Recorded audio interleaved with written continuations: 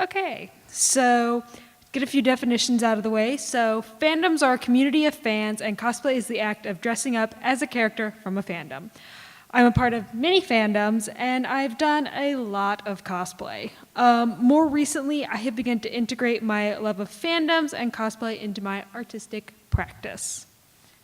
So I started cosplaying before I even knew that cosplaying existed. When I was right around 8 years old, my parents made the mistake of taking me to my very first Renaissance festival in Bonner Springs, Kansas.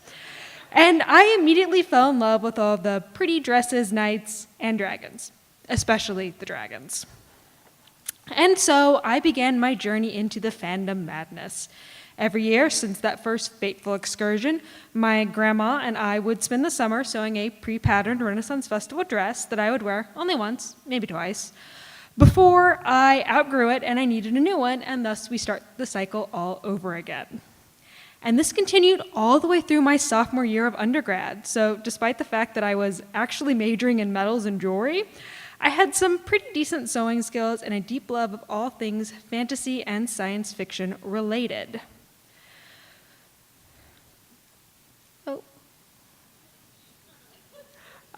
I devoured science fiction TV shows like Star Trek, reread series after series of fantasy novels like Harry Potter, and made the all-consuming discovery of fan fiction. Oh boy. And I started to expand my involvement in fandom culture from not only dragging my parents to the Renaissance Festival, but also dragging them to NakaCon, which is the Kansas City Anime Convention. And here I engage in a bit more traditional cosplay, and I made several costumes of characters from my favorite animes at the time. So NakaCon was a great way at exposing me to fan cultures outside of the internet. And while I am a rather introverted person who, for the most part, just wanders the vendor rooms aimlessly for hours at these kind of events, I still had the chance to see the type of art produced by loyal fans, myself included. So my last few years of attending NakaCon, I did my most elaborate cosplay yet, which was a full Black Butler costume, complete with the wig, hat, and I even had the shoes. Ironically, this was my only purchased costume, and I had actually no hand in making it. But I still felt more part of the cosplay scene than ever. And I probably would have continued on cosplaying, but I decided to continue my metals and jewelry education into grad school, so I packed away my dresses and costumes, left them in my parents' basement, and moved to Champaign with the intention of leaving my cosplaying behind to focus on what I thought of as academic art. Yeah, right. That plan lasted a full semester, during which I was miserably homesick, at a loss for why I was even here, and doubting my entire artistic practice. So I turned to my fandoms and found myself thinking, why not? Why not bring my fandom and cosplay into academia? And thus my hoods were born. So these hoods are my first attempt to elevate cosplay, fan art, and fan culture into the academic world. And I never really thought that these two things, both of which are very important in my life, could be mixed. But being pulled out of your comfort zone has a way of forcing you to consider the possibilities. I decided to go with the hoods because they reminded me of knight helmets and armor. I also like that they covered the face, making the identity of the person hidden, just like in cosplay when the character's identity is more important than the identity of the actual person. But I didn't want to just make hoods representing characters from my many fandoms. Instead, I wanted to focus on the act of making a costume object, putting it on, and photographing it. And that's exactly what I did. I made a hood, I put it on, I got a friend to photograph it.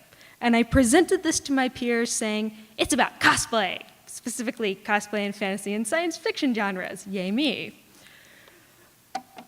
I ran into a few issues with this approach. My peers would then ask questions like, why did you choose this material? What is the meaning of this hood? Why did you choose to do this? And I would stumble, mumble, say some BS, and talk around the question. Why?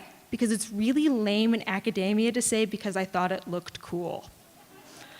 So I needed a new approach. I needed to put meaning behind my objects that allowed me to convey my love of cosplay, my love of fantasy and science fiction, and my love of these stories that have impacted and shaped my ideas and thoughts since that very first Renaissance Festival. In short, my objects needed a backstory of their own. Well, since I had already brought cosplay and fandoms into my academic art process, I figured I couldn't make myself any less respectable by deciding to focus on creating a whole fictional society of people based on their symbiotic relationships with dragons. Yep, I went back to the dragons. All right, it goes a little bit deeper for me than that. So to me, the dragon is the symbol of the fantasy and science fiction genre. They're majestic, they're powerful, and they have been depicted in many ancient cultures. They also breathe fire, and hey, I am a metalsmith.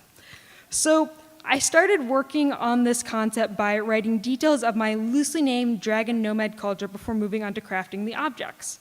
My objects currently focus on a series of ceremonial neck pieces, such as the one I'm wearing in this image, that are worn by leaders of the tribes. At the moment, I'm developing 4 tribes that each have their own customs and ideas. And of course, this also means I have to design 4 necklaces. So each of these 4 necklaces will have an anodized titanium dragon scale integrated into the piece.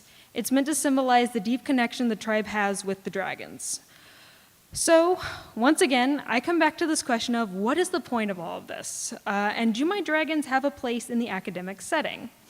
Well, my hope is that by crafting a fandom and going so far as to use it as my thesis, I can ultimately bring the deep meaning and depth and enjoyment that I found in fandoms into my academic world.